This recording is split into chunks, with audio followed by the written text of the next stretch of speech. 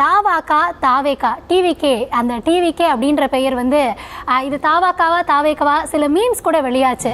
அந்த விஜய் அவர்கள் தாவேக்கா தொடங்கின உடனே அந்த டிவிகே அப்படின்றது இதுவரைக்கும் தாவாக்காவா இருந்தது, இப்போ தாவேக்காவுக்கு போகுதே அப்படின்ற ஒரு விமர்சனங்கள் பொதுமக்கள் மத்தியில் ஒரு குழப்பமான அந்த மீம்ஸ் எல்லாம் நீங்களும் பார்த்தீங்க தானே? அந்த மாதிரி ஒரு பார்வை மக்கள் மத்தியிலிருந்து வரப்போ அதை நீங்கள் எப்படி அணுகுனீங்க? எனக்கு அந்த சினிமா புகழ் ஊடக வெளிச்சம் திரை வெளிச்சம் இல்லாத காரணத்தினால் தமிழ்நாட்டு மக்கள் முன் வேல்முருகனால் நீங்கள் சொன்ன அந்த கட்சியினுடைய தலைவர் மக்களிடத்தில் சென்றடைந்த அளவுக்கு நான் சென்றடையவில்லை. ஆதலால் மக்கள் டிவிகே என்றால் நடிகர் கட்சியை இன்றைக்கு முதலான இடத்துக்கு கொண்டு வருகிறார்கள்.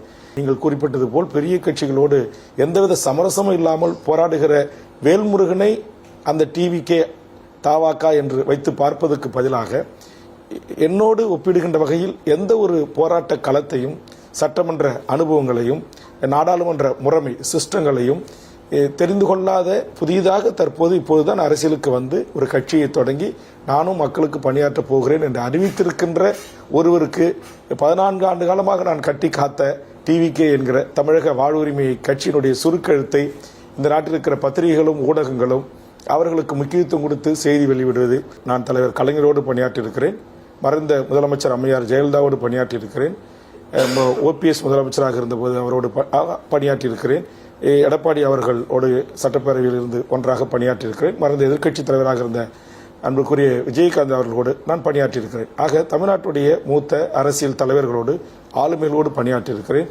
போராளி இயக்கங்களோடு விடுதலை புலிகளோடும் தமிழ்நாடு விடுதலை படையோடும் தமிழ் தேசிய அரசியல் களத்தில் நிற்கின்ற எண்ணற்ற முற்போக்கு போராட்டக்காரர்களால் கழகக்காரர்கள் என்று சொல்லக்கூடியவர்களோடு நான் பணியாற்றியிருக்கிறேன். அதற்காகவே நான் அர்பன் நக்சலைட் என்றும் தீவிரவாதி என்றும் முத்திரை குத்தப்பட்டிருக்கிறேன். ஆனால் அதையெல்லாம் குறித்து கவலைப்படாமல் களத்தில் நிற்கிற என்னை போன்றவர்களை ஆதரித்து கடகோடி மக்களுக்கும் கொண்டு சேர்க்க வேண்டிய பொறுப்பும் கடமையும் தங்களை போன்ற பத்திரிகைக்கும் தங்கள் தொலைக்காட்சி போன்ற பெரும் தொலைக்காட்சி நிறுவனங்களுக்கு இருக்கிறது என்பதை நான் உணர்ந்து அதை அவர்கள் கண்டிப்பாக ஒரு நாள் நம்முடைய இந்த பணியை இந்த உழைப்பை மக்களுக்கு கொண்டு சேர்ப்பார்கள் என்ற நம்பிக்கையோடு தான் இதை குறித்து நான் கிஞ்சித்தும் கவலைப்படாமல் என்னுடைய அரசியல் பணியை தங்கு தடையின்றி தொடர்ந்து கொண்டிருக்கிறேன்.